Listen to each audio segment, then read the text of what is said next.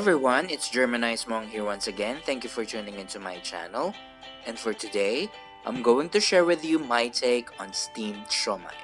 So if you're interested, just keep on watching.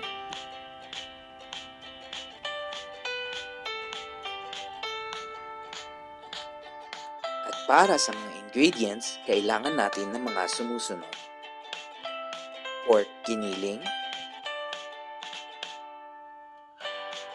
green onion, carrot, oatmeal,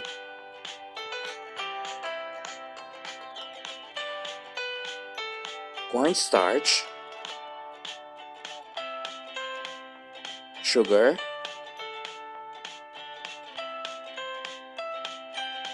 soy sauce, sesame oil, at grated ginger. Siyempre, Wanton Wrapper.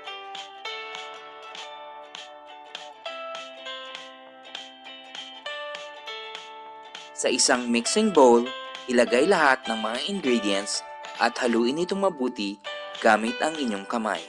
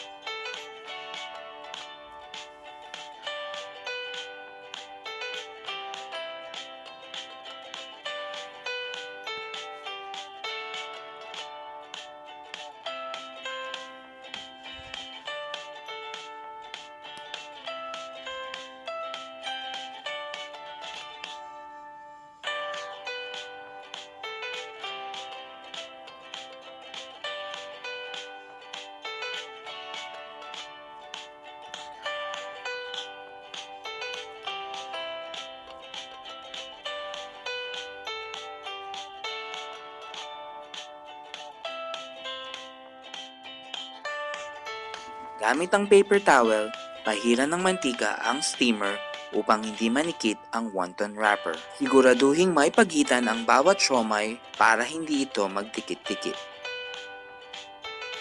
Takpan at pasingawan ng 30 minuto. And it's done! If you like this recipe, please give it a thumbs up and share it with your family and friends. Happy cooking and happy eating!